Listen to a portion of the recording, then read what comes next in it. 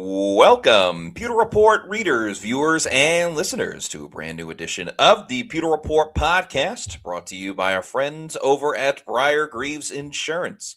Protecting your assets starts with a company that you can count on. So whether that's auto, homeowners, flood, boaters, or business insurance, there's nobody better in the business to work with than the great people over at Briar-Greaves Insurance. For more information about them, you can visit their website, briargreavesinsurance.com, or give them a call at 813-876-4166. That's 813-876-4166. It is our second episode of this Thursday of the Pewter Report podcast. Of course, there's some breaking news earlier this morning as the Bucs hired Zach Robinson to be their offensive coordinator. So, of course, we're going to talk a little bit more about that, and we'll get to the topic of how many top 5 players do the Bucs have at each position. Is it just one with Tristan Wirfs, which is obvious? Do they have any more, or is that it? So we'll talk about that too. We'll answer questions, comments, and of course, any super chats you have about whatever topic we will certainly get to. So I'm your host, Matt Matera. Joined with me is my Thursday co-host of the Pewter Report podcast, Adam Slavon. What's up, Adam? How we doing? Matt, we're doing great and really excited for today's show. I was excited beforehand, just kind of discussing all the top 5 players, maybe guys on the edge. And then this morning you wake up and you see Zach Robinson was hired as the offensive coordinator. So no longer do we really have to, sit around and wait and see all these countless interview updates of this guy met virtually. This guy completed his interview. It's like, no, they have somebody and now they could start building toward next season. Yeah, that's very exciting in that sense. I agree with you. I'm tired of waiting around. I want the kind of the next chapter to begin with both the Bucs offense and just to move on to something else. Before it was Danny Smith being the special teams coordinator. Now it's Zach Robinson. Finally, we can focus on the rest of the coaching staff on the defensive side and a couple of offensive additions as well that will likely come with Zach Robinson. But I'm ready for the tweaks and the fixes to be made on the defensive side. But of course, this was the big news today with Zach Robinson. Want everybody to listen to this show right now. But after this show, go back and listen, if you haven't yet, to this morning's podcast. It was Scott, Bailey, and myself were on the show. But Adam, we want to get your thoughts about this news that Zach Robinson is the Bucs' new offensive coordinator. Yeah, so with Zach Robinson being the new Bucs OC, I like the move. Among all the remaining options, he was the best guy to be the offensive coordinator for this next season. But I don't love it based on the fact that, you could have had Todd Monken, you could have had Mike McDaniel. So to me, it doesn't feel like an A hire. It feels more like a B hire. Like they still got my third candidate, like my plan C option, if you will, behind Mike McDaniel and Todd Monken. I really like Robinson and what he brings, like his experience overall within the Rams organization. Like everybody talks about how good Nate Shieldhouse would have been, but it's like Robinson, he has NFL play calling experience already. He's worked with Baker Mayfield, and he was a part of that Rams pipeline. And I went ahead and I listened to his last press conference he gave with the Falcons a little bit before the show. And I really appreciate how thorough he is with his answers. Like he's somebody, reporter asked him a question about how much he liked the Rams culture and wanted to implement it in Atlanta. And ultimately it didn't come to pass, but he's worked with a top quarterback before in Matthew Stafford. And he was very appreciative of the opportunity and seeing one of the best quarterbacks. So I think he's going to get a lot out of Baker Mayfield. And in terms of offensive weapons, I mean, he took Bijan Robinson's game to the next level in Atlanta in 2024. Then it was Drake London. He turned into a 1,000-yard receiver. And then Kyle Pitts had another great year. So I think, this could be over time an A hire, but right now I'd say it's a very solid hire. Yeah, I think that's a good way of kind of picking apart the pieces when it comes to the individual success of players that have played under Zach Robinson. Because to your point, Bijan Robinson, we kind of forget because he's such a superstar now. His rookie year, which I believe was 2023, his rookie year, it wasn't like it wasn't like he knocked the socks off of everybody watching. Like, it was pretty pedestrian in terms of, like, he was such a stellar college football player at Texas. Everyone thought he was going to be incredible. I mean, he was a top 10 pick going to Yep. Atlanta. And it was just, again, in the context of like what we all thought Bijan Robinson could be. Many felt, Bijan Robinson was going to be the next Saquon Barkley, who was a highly picked running back, but he kind of ended up being a little bit more like Reggie Bush, not in the style of play, but Reggie Bush was like the man in college football. Yes. People are shocked he wasn't the number 1 overall pick, and then he went to the Saints as the number 2 pick, and you kind of understood why. But then Zach Robinson comes to town and immediately upgrades the game for Bijan Robinson, and he's been spectacular the last 2 seasons, and Robinson was a big part of it. Not all of it, but certainly played a big role in it. And then Kyle Pitts is someone that I think is a bit polarizing. Had a great rookie year, going over 1,000 yards. Yeah. His game really cooled off ever since, until this latest season, and maybe that big game against the Bucs certainly helped. He had 166 receiving yards and 3 touchdowns. But he had over 900 yards. He was just below 1,000, but it was the second best year of his career individually. And he also had a personal best 5 touchdown receptions. Again, 3 of them coming against the Bucs in that Thursday night creamsicle game against Todd Bowles and the Bucs. But truly tapping into the best ability of Kyle Pitts, at least again, since he was a rookie. So you take those individual performances, and yes, you can look at some in-game stuff for Atlanta and things that didn't work. But then it just begs the question, how much of that was poor play by Kirk Cousins and Michael Penix, and how much that was the scheming and the game planning of Zach Robinson? It's one of those answers that we won't find a response to until Baker and the boys do their thing. But I think once McDaniel, that's the thing. Like, it wasn't like the Bucs had a choice of McDaniel. McDaniel said, "I'm going to the Chargers," and once it kind of came to fruition, same thing with Todd Monken, who's likely going to the Giants. I think he's the next best guy for the job. So I agree with you. Not like a great hire, but it's solid in terms of the context and what else is around Tampa Bay at the moment.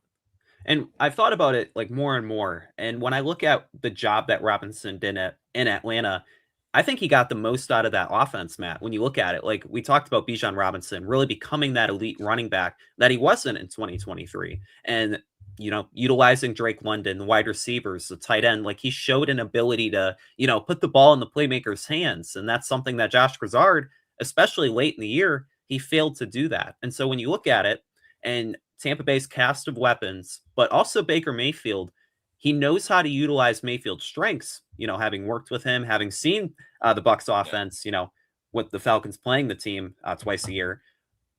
And he has a blueprint, I think, coming in, that he's had the NFL play calling experience and he's seen it work with the Rams. And so you kind of mix both elements in that. I expect the Bucs offense next year to look a lot like the one in 2024, where all the playmakers are getting opportunities to get the ball. Baker Mayfield, he feels comfortable. He feels confident. They start the game with efficient passes, boosting up his completion percentage, but also increasing his rhythm. I think Mayfield's kind of that rhythm quarterback where you start off hot, he usually plays hot. But you start off cool, then he's very up and down. And just kind of like blending that all together, I think it's going to be important. And then one other element is a running game. So when you look at the Falcons last year, they had 2 really good running backs. They had Bijan Robinson and Tyler Algier. Robinson ran for 1,478 yards. Algier ran for 514. You look at the Bucs in 2024. Why was the offense so good? Why were they so scoring a lot of points? I think they're 4th in the league. They had 2 really good running backs. Bucky Irving, as a rookie, ran for 1,122 yards. And then Rachaad White, he was efficient, had over 600 yards. So maybe Tampa Bay adds Algier in the offseason, but Zach Robinson, he knows how to use playmakers, knows how to use a running back, and you're confident, I would say, or cautiously optimistic that he can utilize Mayfield as well. We got a comment from Pats who says, "Is it a big miss or just out of our control with Mike McDaniel?" I think it's just out of their control. Once McDaniel committed to going to the Chargers, there's I mean, sure, the Bucs can give him a call back and say, "Is there anything else we can do to sweeten the deal?" But I think if the Bucs had their choice, it would certainly be Mike McDaniel 1, and then likely Todd Monken 2, or maybe that can kind of flip the other way as well. But Zach Robinson being 3.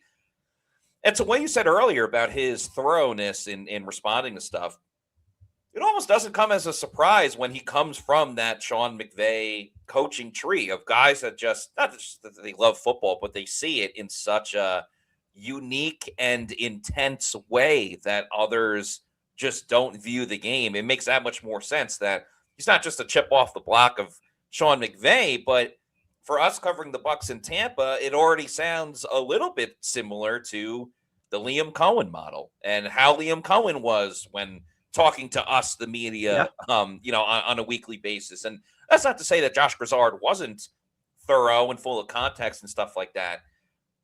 But Cohen, and again, like, this ultimately won't matter in terms of are the Bucs efficient on offense. That's most important. But Cohen did such a great job, in my opinion, of being able to talk X's and O's, give credible information to us reporters that we can then regurgitate on podcasts and write about and stuff like that, but also not giving away tangible information that the opponent that we can look at and go, oh, he said this, they're going to do X, Y, Z because of that. And that takes like a true skill. So I'm excited to see what Robinson can do in that platform of it as well. Because I just remember it was when Liam Cohen was here, it was against Detroit. So that was week 2. And they were in the pony package and they faked a screen to Chris Godwin Jr. And then he went deep and the defender bit on the screen. And he just did a great job of kind of like explaining all of that. I hope that can be the case for Zach Robinson as well. And then, of course, like the other element is the fact that he's from the NFC South. He just coached the the Falcons the last 2 years. Now he's going to go against the Falcons and obviously has game plan against the Saints and the Panthers for the last 2 seasons. So the familiarity across all of the NFC South is very present no matter what team you look at. And going back to his time with the Rams, he mentioned one phrase, and that's like having urgency, but also enjoyment, running an offense. Like, you want to be urgent, you want to score those points, but you also want to have fun doing it. I thought that was interesting that he mentioned that he learned that the most from Sean McVay, is blending the two. And like, when you listen to him talk, you hear him as a leader because he was a quarterback at Oklahoma State. Zach Robinson, he spent a couple of years bouncing around in the NFL as a practice squad quarterback. So it's like he knows the X's and O's, and sometimes those are the best kinds of coaches, are the ones that, were backup quarterbacks. You see it all the time. And the talk of TJ Yates coming to Tampa, another backup quarterback. It's like these guys have a different approach, a different nuance to understanding the game. And it's something we even saw with Liam Cohen. I believe he was the University of Massachusetts quarterback, if I'm not mistaken, and accomplished, so much there. So it's like you have a former quarterback kind of guiding Baker Mayfield and leading him along that path. He didn't really have that last year. So I'm excited and intrigued, not just with what Robinson brings, but also the other assistants, Zampese, I believe, and then Yates also coming into the mix. I think that'll do a lot for the passing game. For sure. So that's the next thing is who else is coming to Tampa from a coaching standpoint on the offensive side, and who currently on the staff maybe leaves because of this news and move with Zach Robinson. So a little bit of information on these guys. TJ Yates, a.k.a. the Yates of Hell. Yeah, he spent 7 years in the NFL, was primarily a backup quarterback. He was on the Houston Texans for a while, spent 1 year with the Falcons as well. Played in 22 career games, 10 starts, had a 4-6 record. However, he did get into 2 playoff games. Because remember, famously, the Texans would always have that first Saturday game of the wild card round. And for whatever reason, a lot of times their quarterback was hurt or whatever the case may be.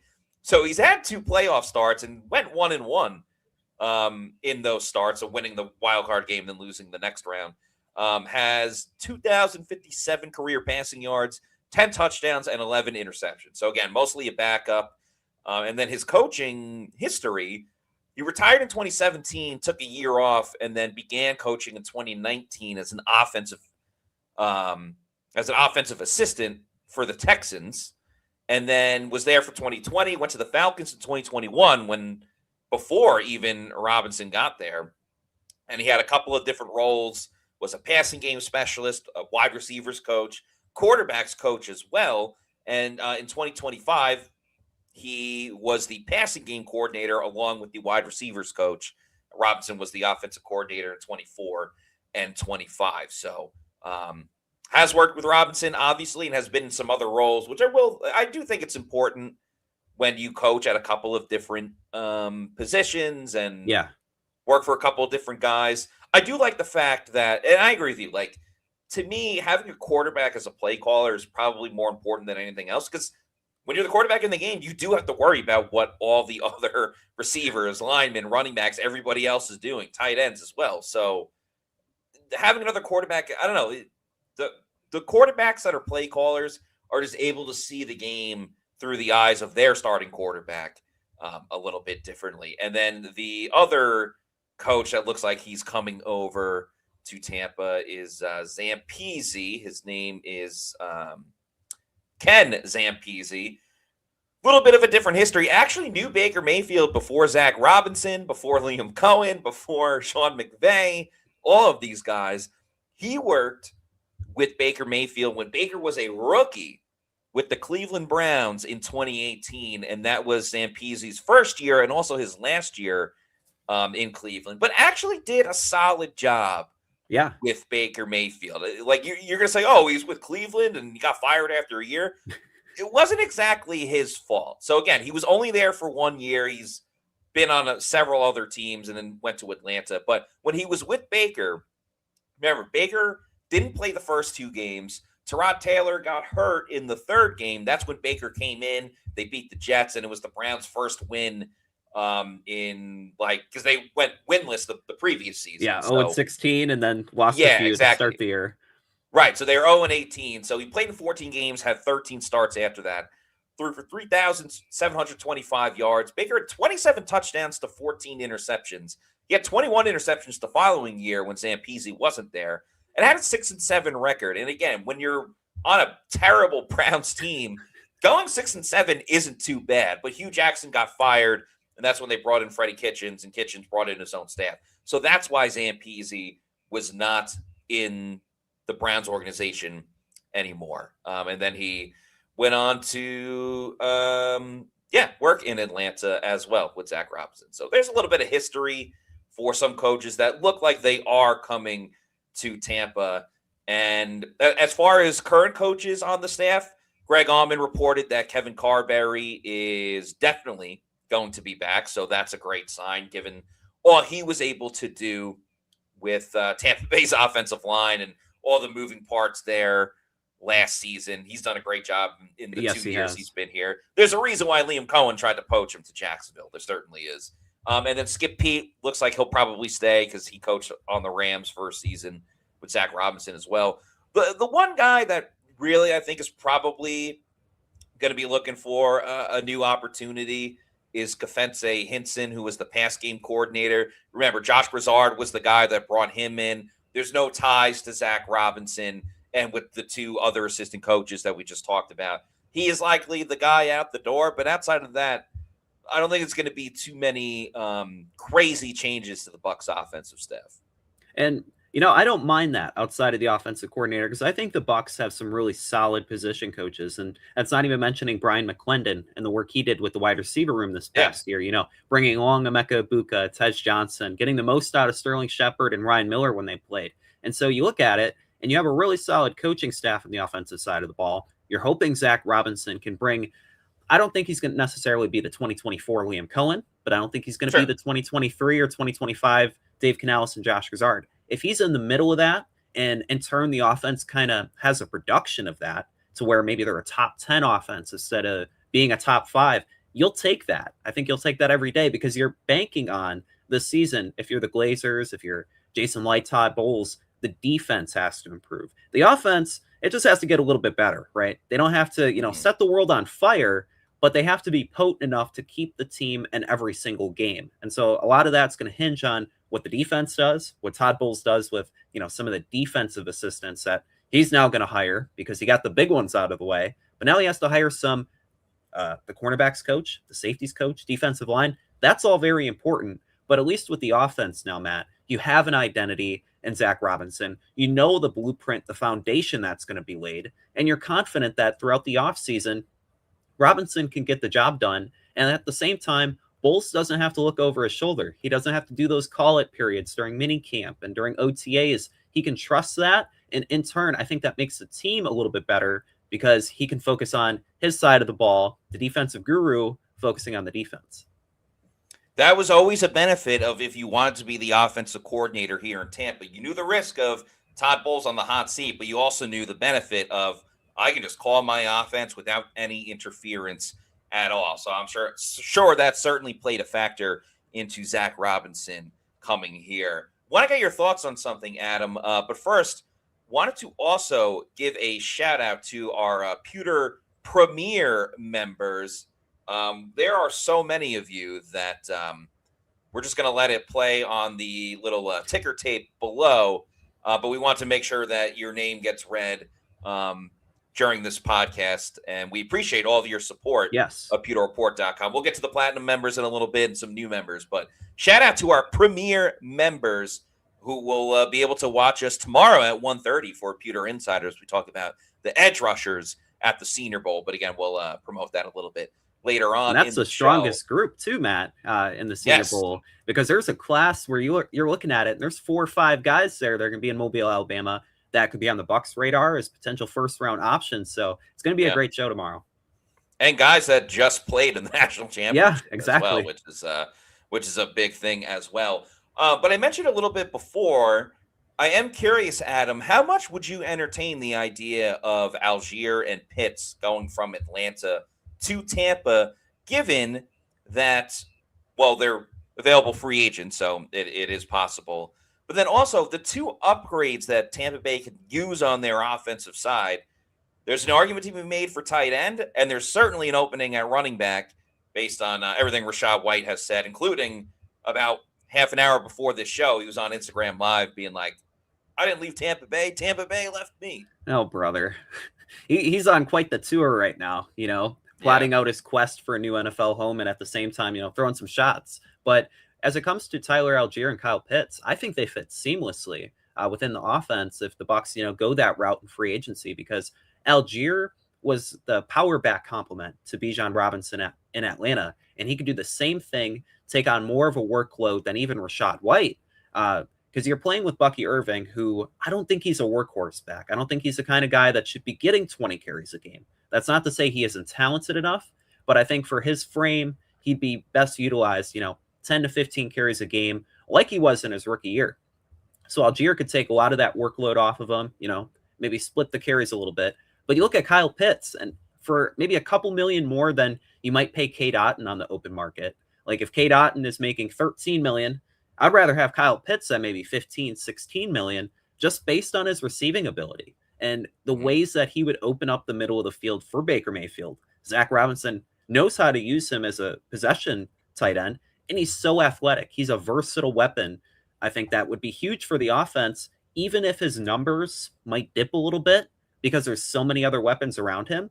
And the fact that the Bucs backup tight ends like Payne Durham and Ko Kieft may be coming back, those guys are going to be the blockers, maybe not necessarily so much as Kyle Pitts would be. I just saw this comment from Nathan Elliott, who we love. We appreciate all your support. Yeah. Says in all caps, do not waste your money on Pitts. Overrated, often hurt. You could say if you want to argue that he there's no question he has not lived up to the billing of what he was supposed to be coming out of Florida. But he started 17 games last season. He started 15 games in 2024, started 15 games in 2023. Then he's played in 17 games in 2023, 24, and 25. So to say he's often hurt is just not true. He's played in every single game, including last season. But I do appreciate the comment and all of your support. But just had to call that out when I saw it. We have a super chat and also a new Pewter Report YouTube channel member. Shout out to A Fisher 94. Thank you so much for your support. And yes, welcome to Pewter Report TV. Zach Brannigan, thank you for this $5 super chat. Says, do you think Zach's first interaction with Mike Evans will be just screaming 3rd and 28 at him? Hopefully he doesn't leave the room if that happens. I think you got to get him under contract. Yeah, he's still technically a free agent at the moment, which is big time. I'm more intrigued by, and I guess it already happened because he interviewed, but what's the conversation like with Todd Bowles where he's like, hey, man, why should I get the job? I just torched your ass for the last 2 years on the offensive side. With Kirk Cousins, man. 28, with Kirk Cousins as well. The Thursday night game the prior year in 2024. That's where my starting point of an argument would be as to why I should have the job when you look at that. Yeah, very true. Because Zach Robinson, he got the best of Todd Bowles multiple times. And, for Bowles being that defensive-minded head coach, I mean, Robinson torched him. And again, that was with Kirk Cousins, who, outside of playing Tampa Bay, he was a very average quarterback, and he got benched in 2024. Yeah, also, real quick, Diesel says, yo, still high off of my 37th birthday celebration. Not entirely sure what to expect with the hire, but at least we have an experienced play caller. Much love, Pewter Report, Pewter Nation, and the crew. Go Bucs. Just want to say happy birthday, man, to you, Diesel. Happy 37th. Hopefully you had a fantastic birthday. And then Steinbauer Sports, wishing Diesel happy birthday. Says, my birthday was also yesterday. So a very happy birthday to you as well, Steinbauer Sports. Hope you had a great birthday. We also have to give a happy birthday. This was 2 days ago, I believe, to our intern, Kat. It was her birthday. Oh, awesome. She just turned 21. So, Kat, if you're watching this show, happy birthday to you. I hope you had a fantastic time. And in 2 days from now, Matt, it's going to be Tristan Wirfs' birthday. He's going to be 27. There you go. So 27 for Tristan Wirfs, who we're going to talk about next because, as the title of the show was, how many top 5 players do the Bucs have? There's only one definite answer to one of these, and it's Tristan Wirfs at left tackle. There is no question, no ifs, ands, or buts about it. Tristan Wirfs is a top 5 player in the NFL at left tackle. He might even be number 1. That's the only one that's a guarantee, though. Yeah, Wirfs is a slam dunk here. And last year, even though he looked a little bit mortal at times, against Chase Young, the first time they played the Saints, and at other times, playing through injuries and whatnot, he's still ranked number 2 on Pro Football Focus. It was the highest graded season of his career at 92.7. And as we mentioned, he's going to be 27 going into 2026. So, he's in the prime of his career. He's going to be 100%. I'm expecting, Matt, the best Tristan Wirfs next season. Yeah, me too. I mean, the trials and tribulations that he had to go through this year with missing the first couple of games of the season and, getting hurt later in the year as well. But I think you saw so much of a difference when he was able to go and what he meant to this team, even just from a leadership standpoint, how important he was. I mean, we talked about the tight ends a good amount the past couple of days about the lack of touchdowns by tight ends.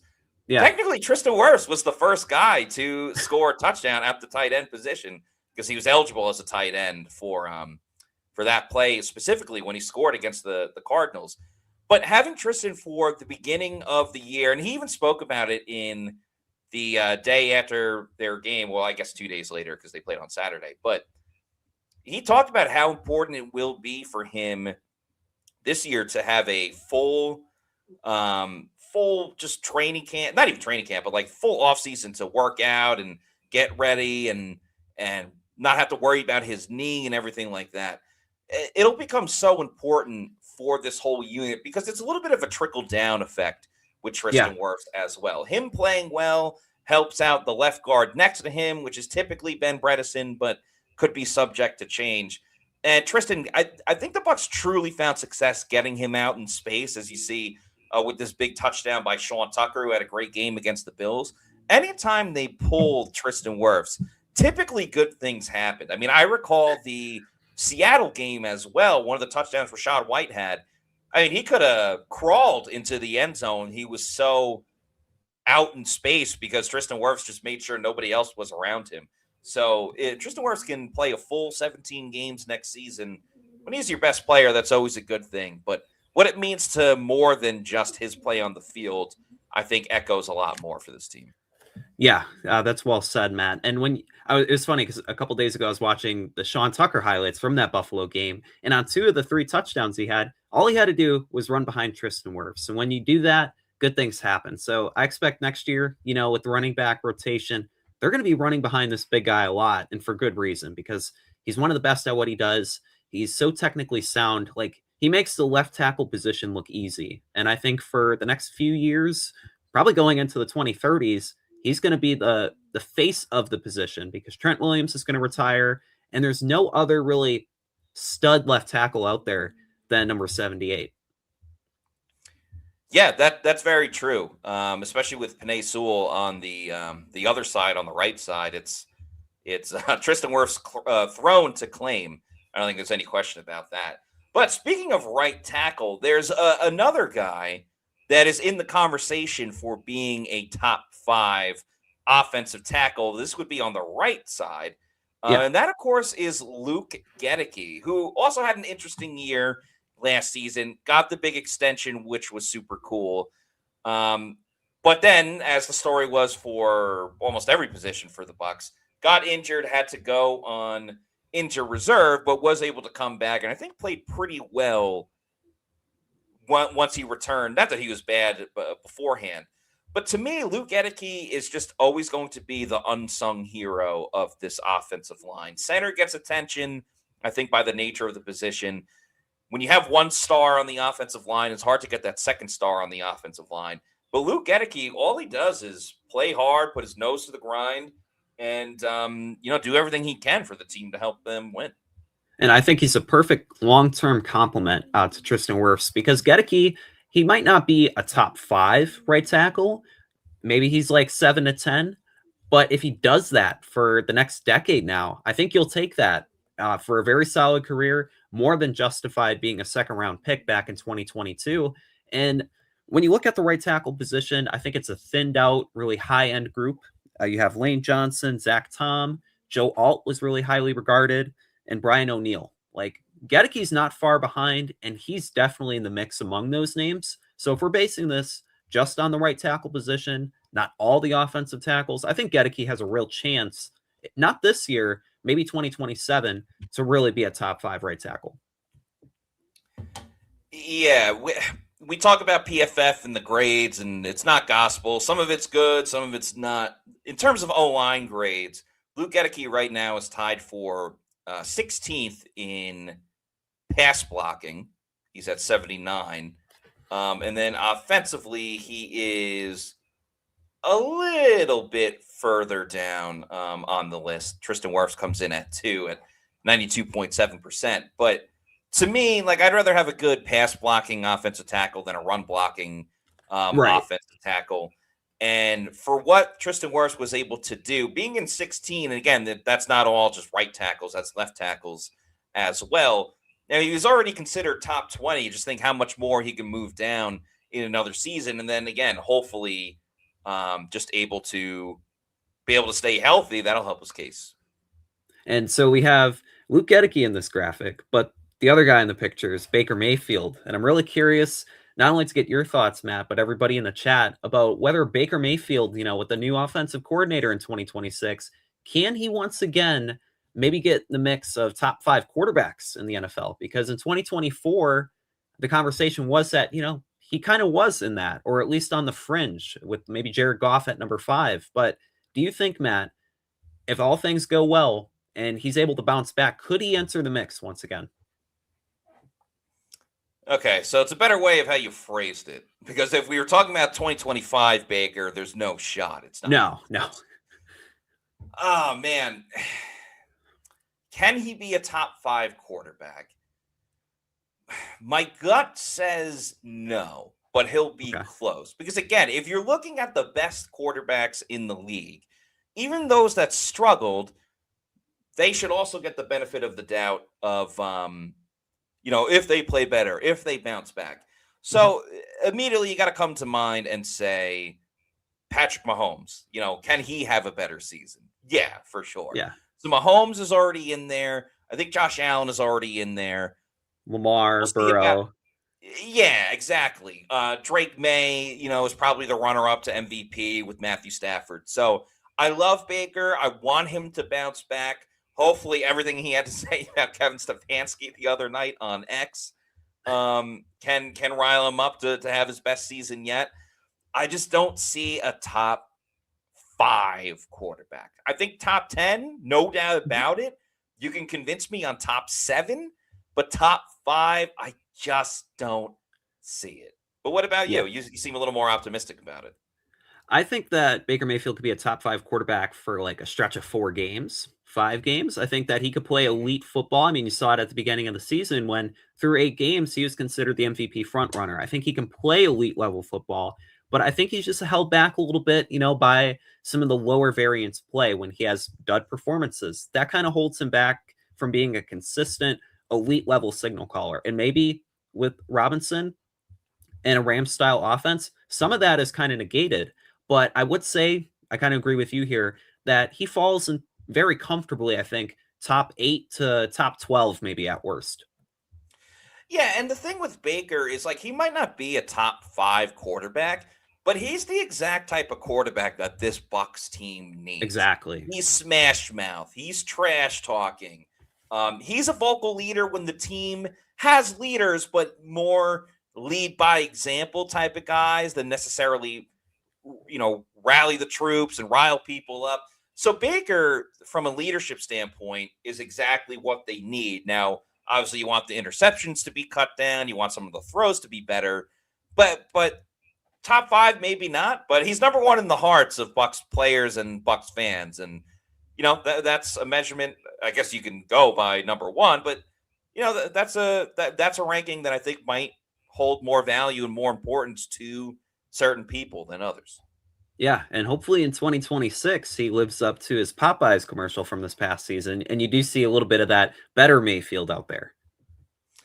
Yeah, that would be good as well, based on all the endorsements Baker got, over the summer, and you're seeing them come out now. You see the Uber Eats and all that different stuff, and then when he's not playing well, people are like he should be focused on this and everything like that. But again, those get filmed in the off season. It's not Yeah. like it's out there all the time. But I do want to stick with offense because there's another player that Baker obviously is familiar with and he works with a lot, and that's Bucky Irving. Mm. Down year for sure. So immediately my gut reaction was to say, no, there's no way that Bucky Irving can be a top 5 running back. But let's say he channels his inner 2024 Bucky Irving for the 2026 season. Is he a top 5, or is there just too much talent at the running back position for Bucky to kind of sneak in there? Yeah, there's gonna be too much talent for Bucky. You have Bijan Robinson, Jonathan Taylor, Jameer Gibbs, Devon Achan, Derrick Henry. I mean, that's 5 right there. So it's about, I think, in this case, how close could Bucky get, to being a top 5, top 10 running back? Because if let's say he builds off his 2024 season when he ran for over 1,100 yards and almost 5.5 yards per carry under Zach Robinson. Let's say he takes that maybe to 1,300 yards and 10 touchdowns and gets back to 5 yards a carry. I would say that makes him a top 10 running back, but it's just so hard. No matter how good Bucky plays, you're always going to have those guys that steal all the headlines at the position, garner so much attention. And I think Bucky, his best football could be ahead of him, but at the same time, like this is kind of a make or break year for him, I'd say, because Mm-hmm. you saw what he did in his rookie year, and then his second year last year, he battled injuries, but only averaged like 3.4 yards per carry. How much is he going to bounce back in 2026? Yeah, I think that's a fair point. It can go kind of either way.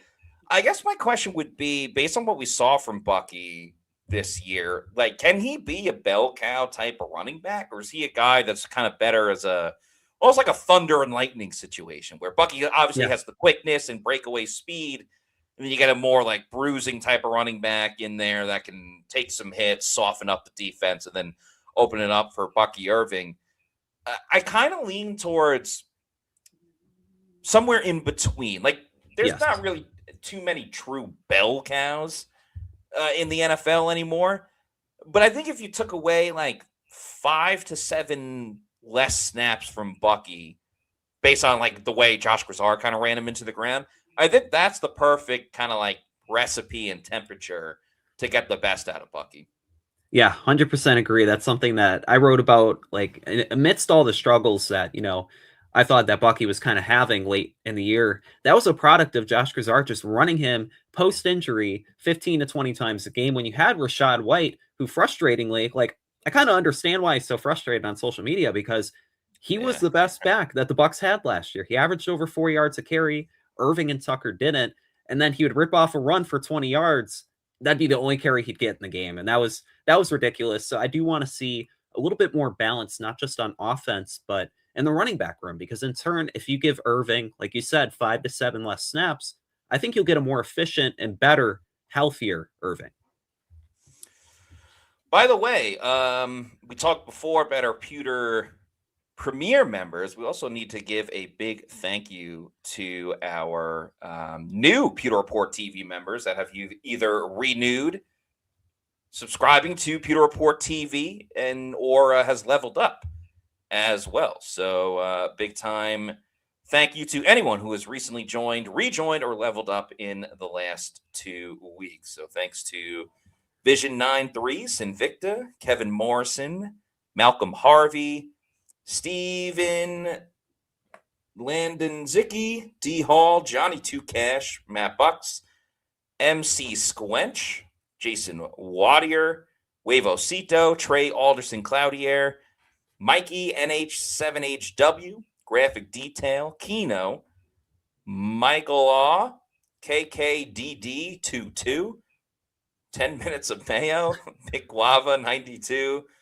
Aaron May Tubby, Rainer Chamberlain, Celine, Kevin Malloy, Aaron Schitzer, Hamby, Raisin Canes, James Neal YDTS, Theossi, Seth G, Honcho, Chad Groom, R. Scott Hood, William Spencer, Michael Larry, Jordan Peterson. It's funny you got Michael and then Jordan right next to each other.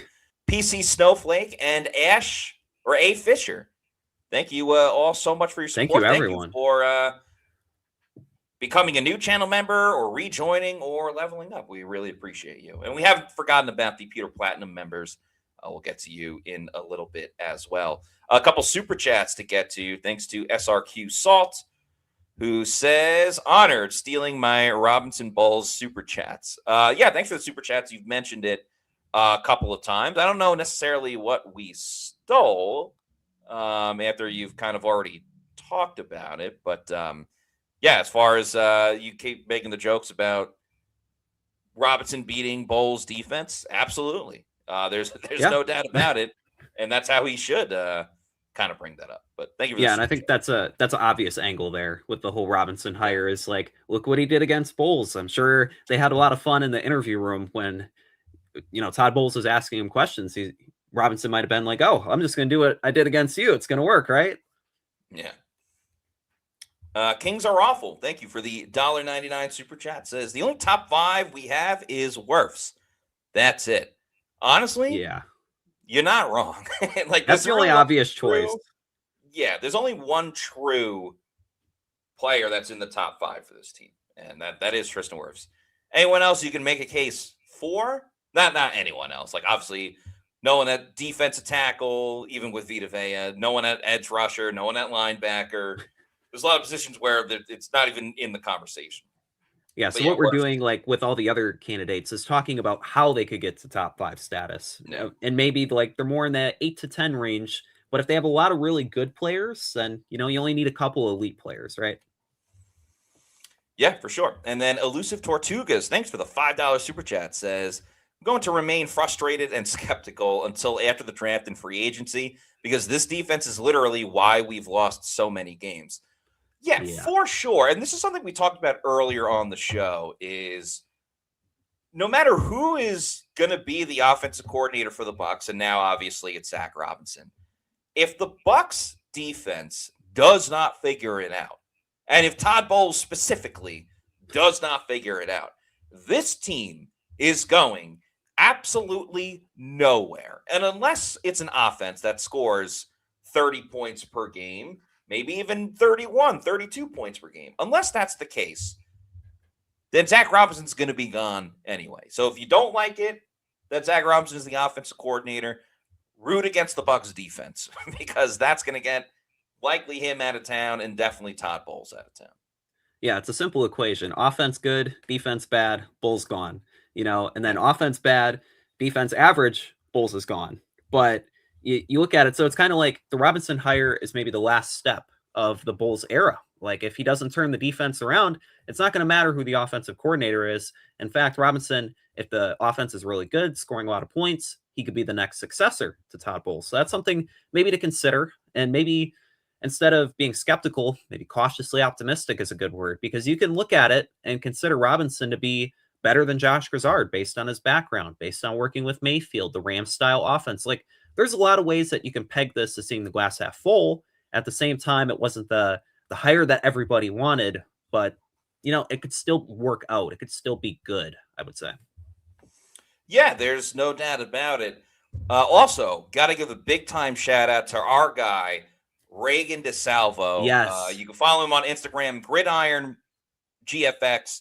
He does a fantastic, exceptional job. He's helped us out with a lot of graphics this year on PewterReport.com. If you saw the breaking news we posted on our Instagram about the Bucs hiring Zach Robinson, that came from Reagan. He's helped me out a ton with Pewter picks and props, getting graphics every single week. Super, super appreciate Reagan, and so great that he can join us for this show. Really appreciate it. So yeah, phenomenal work. If you haven't yet, and you follow us on Instagram, be sure to look at his posts because we tag him in a lot of work. He tags us in some of his work, and it's just really well done. Yeah, absolutely. And speaking of Pewter picks and props, I'll have my picks coming out for the AFC and NFC championship game coming up this weekend. And of course, Pewter Picks and Props is brought to you by Splash Sports. So let's talk about Splash Sports. You can download the Splash Sports app using the QR code on the screen and join over 2.5 million people playing on Splash Sports. It's the home for Survivor, Pick'em, and Quick Picks. Whether you want to create your own contest with friends or take a shot at life-changing prize pools, Splash Sports has got you covered. They have prize pools for all different sports, too. I know you might be thinking just about football, but they have it for PGA events coming up. They'll do it for the NBA, NHL. The playoffs is still a little bit of ways away for basketball and the NHL, but when they do, they'll have some other knockout tournaments as well. So there's something for everyone over on Splash Sports. If you like doing the quick picks like I do, you can do that for the games coming up on Sunday, the AFC and NFC championship games. You can find the best multipliers and matchup boosts and profit boosts in all of daily fantasy sports with Splash Sports. You can turn $20 into $1,000 by downloading the Splash Sports app with the QR code on the screen. Also, big time shout outs on this day of shout outs to our Pewter Platinum members. We appreciate each and every one of you for your support of PewterReport.com and Pewter Report TV. Our Pewter Platinum and Premier members will get to watch our bonus show of the Pewter Insider we do on Fridays at 1:30. This one will be talking about, can the Bucs find pass rush help in Mobile, Alabama, where we will be all of next week at the Senior Bowl. So that'll be coming up on Friday, tomorrow at 1:30. A couple other players to talk about real quick. Ironically, on the defensive side, which has been so bad, Yeah. but a couple of bright spots on the defense. Don't make a scene, but Jamel Dean arguably had the best year of his career. Injuries kind of hurt it a little bit, but in terms of players that stood out, I mean, he had a pick six. He had one of the better coverage ratings in the NFL at corner. I don't think Dean is there, but he is another fringe guy. He's certainly hovering around it. Yeah, he's on the fringe. I know PFF had him as like the fourth best corner. When he was on the field, he made some plays. He was very solid in coverage. And I think it was, like, as you mentioned, the best year overall of his career. It's funny enough because the other best year was in 2022. So both of his contract years, he balled out, but now he's going to be a free agent. The question is whether or not he's even going to come back. But if he does, I think Tampa Bay would have a solid, maybe top 10 to 20 corner in the NFL. It's interesting though, because you look at the secondary, there's another defensive back that I think is so close on the fringe. And that's Antoine Winfield Jr. also in the picture there. Tweez in 2023, Matt, you can argue that he was the best safety in football. But, injuries got to him in 2024, 2025. He didn't make those same impact plays. But you look at his body of work and you could hope for so much more this next season. Yeah, I don't know where I'm at with Antoine Winfield Jr. To everything you said, he was sensational in 2023. And then he makes a Pro Bowl this year, and then he, did he deserve to make the Pro Bowl? No, but he didn't make the Pro Bowl in 2023, so it kind of corrects that mistake. I still think Winfield has it in him to be a game-changing safety. I just can't say he's totally there yet. By the way, Jamel Dean, he's going to make a lot of money this offseason. I don't necessarily think it's going to be in Tampa Bay. I think, kind of leaves on a sour note with the Bucs rearranging his contract, taking less money. But part of that was he does get to be a free agent if he bet on himself. Winfield, he's definitely not a guy that's like rested on his laurels now that he got the big contract and everything like that. He fights to go out and play. The play just hasn't been there just yet, and I don't know exactly why, which is like a little bit frustrating. It is very frustrating. That's how I'd categorize Antoine Winfield Jr. right now, because in 2023, like looking over his statistics, he was that guy. He was him. He had 122 tackles, 6 sacks, 6 forced fumbles, and he did 2 of them like right on the goal line. Like he was saving games, a big reason why the Bucs even made the postseason that year, I'd argue. And you look at it now and it's like, for a Bucs defense that's searching for an identity, he needs to be the centerpiece of it. And he's the center fielder, really, of the back end. He's so versatile. He checks all the boxes for what Todd Bowles wants. But now that he's gotten paid, can he reemerge? Can he reestablish himself once again? And then another player I just want to talk about real quick is Tyke Smith. Now, his play at the end of the year doesn't get him even remotely close to top 5. I mean, he got benched at the end of the season for a game. It wasn't for a whole game. But Tyke at his best, making that interception against Drake May, being able to move around, blitzing up the line of scrimmage. I think eventually he has top 5 potential in him. It might not necessarily be this next season, but I think he's a guy that has a little bit of potential in him to one day reach it. But what do you think? I agree with that. I think of any defensive player last year, he showed the most development, the most potential, and he really played, I think, well for the most part, outside of, the end of the year benching.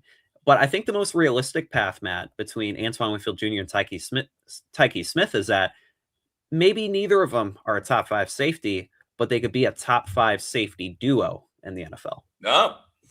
Yeah, that's a good thought. It's like how they got a top tier wide receiver group. Can they do that with the safety position? Back in the day, they did, but not so much anymore. And I mean, the whole unit needs a bounce back in the next season, which is kind of frustrating because we thought 2024 going into 2025, they needed to bounce back. And now they need to bounce back even more going from 2025 to 2026. So, we'll see when it comes to this group.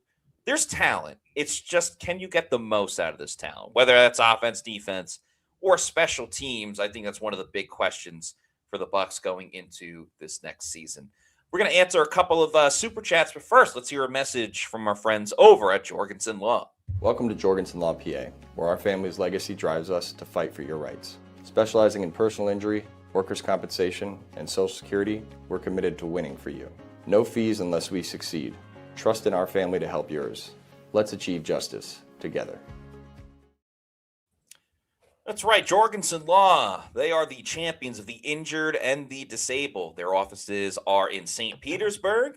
You can get a free case evaluation by giving Jorgenson Law a call at 727-347-7733. That is 727-347-7733. And they are so confident in themselves that they will take no fees until they win your case. So that's a great team to work with. You won't find anyone better in the Tampa and St. Pete area. So big thanks to Jorgenson Law, the champions of the injured and the disabled. Give them a call today.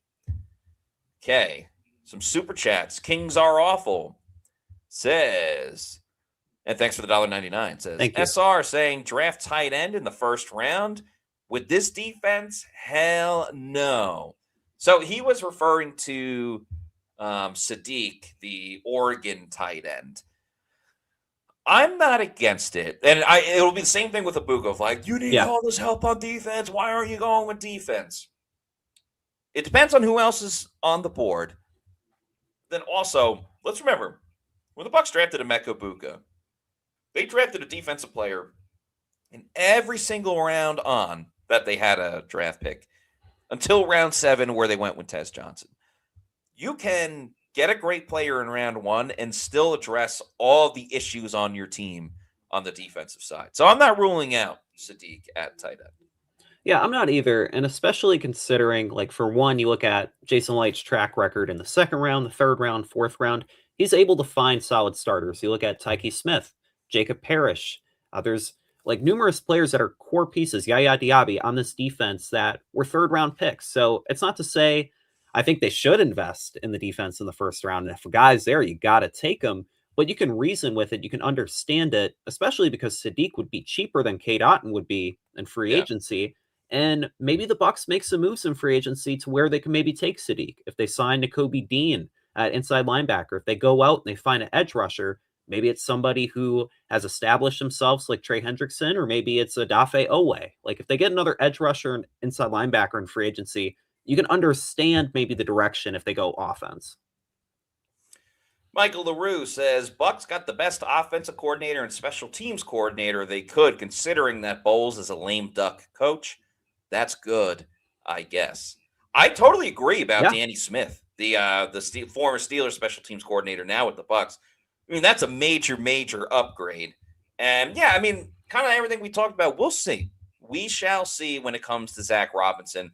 The potential there is to be great, and I don't think the floor is like that awful compared to, bringing in a guy that hasn't called plays before and just does not know what he's doing. So there's certainly potential there. Yeah, I would say Zach Robinson's floor is higher than that of Josh Grizzard. And when you're looking at Danny Smith overall, like I'm really intrigued by him because like there's all this talk of that Bulls should bring in these young coaches. But if you were to bring in a veteran head or a veteran coach, it would have to be special teams because they need a whole schematic overhaul by somebody who's been there and done that. And he's done that for the Steelers for 13 years. And that's not even all his special teams coordinator experience. It goes back even further into the late 90s. So you're getting one of the most experienced coaches out there to lead a room that was so fundamentally bad. So I think the recipe there, it's going to be better in 2026 because it can't get much worse than Thomas McGahee and all his flaws last season. For sure. And Danny Smith, he might be 72, but he's young at heart. And, that's a good quality to have as well. Our guy Reagan says, I think Antoine Winfield Jr. also had to compensate heavily for subpar inside linebacker coverage and intermediate field struggles. Hard to play free and fast when you're doing 3 to 4 guys' jobs. That's a really good point as well. I mean, we saw early in the season, Antoine made the big play against Atlanta in week 1, but you can only take so much after a time. And when Antoine just has to focus on him, we know it's pretty damn good. So I think that's a very valid point you make. It is, and the best Antoine Winfield Jr. is one that's surrounded by really good players. And I think he's kind of that field general that can elevate everyone around him, but it's kind of hard to do that when everyone around him is playing below average and he has to be Superman. At the same time, he didn't play as well as he should have last year. Elusive Tortugas, thank you for this $5 super chat, says 1 year removed from the Super Bowl, still having Tom Brady. Didn't the Bucs go 8-9 with Bowles as head coach and Byron as offensive coordinator? He sucks. No excuses. Okay, I'm not going to defend Todd Bowles. It was 2 years after they won the Super Bowl. He fired Byron Leftwich after the season, knew that Byron wasn't the guy for the job. We all know what went on with Tom Brady. Yep. He get better season by season. With that said, the mistakes that Todd Bowles has made the last 2 years, especially on the defensive side, some of the in-game coaching, both this season and especially last season, those things don't override what Todd previously did. As a defensive coordinator in 2019, in 2020, he came in 2019. In 2020, the game plan he had for the Bucs in the Super Bowl against the Chiefs, only allowing 9 points, that will always be remembered as a huge moment in Bucs history, Todd Bowles' career history as well.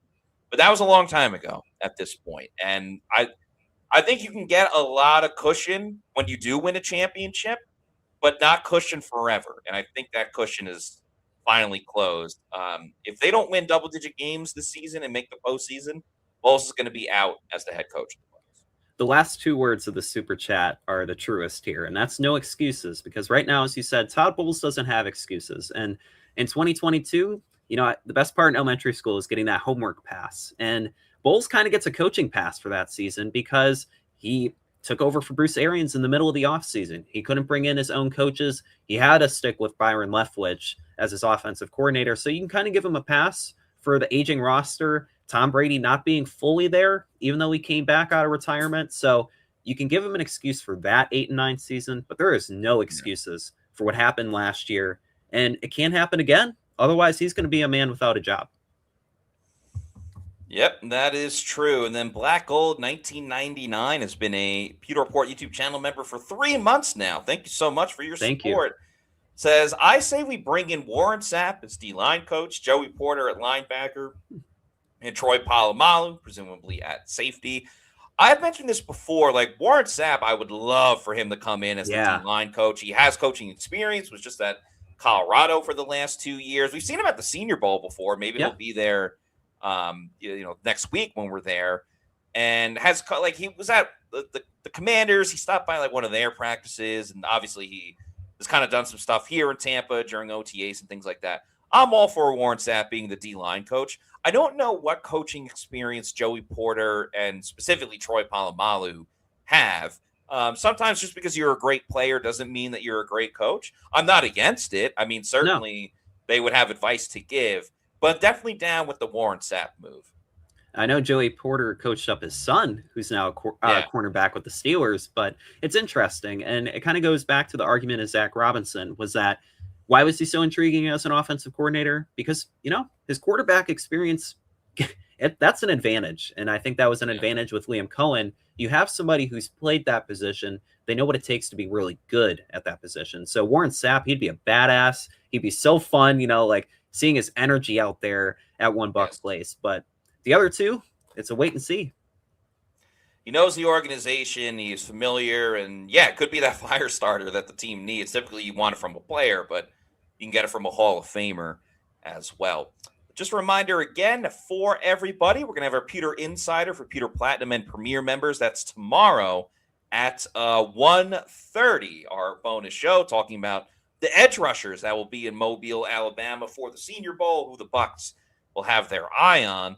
And then Sunday, Scott and Josh are going to be dropping their first mock draft. They're going to have a mock draft show on Sunday, I believe, at 1 o'clock, but we will be promoting it regardless. Yeah, it'll be 1 o'clock because then the conference championship games are later.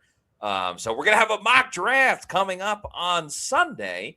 And then Monday, we're on our way to Mobile, Alabama, but we're going to have a podcast that night previewing the Senior Bowl. So adjust your schedules for next week. We're probably going to have later podcasts just based on us being at the stadium for the practices during the week. But that'll be Monday night show. And a lot more stuff to come from the Bucs, from PewterReport.com, from Pewter Report TV. Now the offensive coordinators figured out. A couple of assistant coaches on the offensive side, a couple of assistant coaches on the defensive side need to be figured out. Then it's free agency, the draft, the combine, all of this stuff coming up. So make sure you stay tuned to PewterReport.com and Pewter Report TV. If you're not already doing so, please follow us on all of our social media on X, Facebook, and Instagram. We are at Pewter Report, and our YouTube channel is Pewter Report TV. So like, subscribe, leave a comment on this video. Do you think anyone else besides Tristan Wirfs can get into the top 5 as a player? What you think about Zach Robinson and everything else that we talked about on today's show. That's it for this afternoon. For Adam Slavon, I'm Matt Matera saying thanks everyone for watching. Have a great weekend, and we'll see you soon for another edition of the Pewter Report podcast. Out.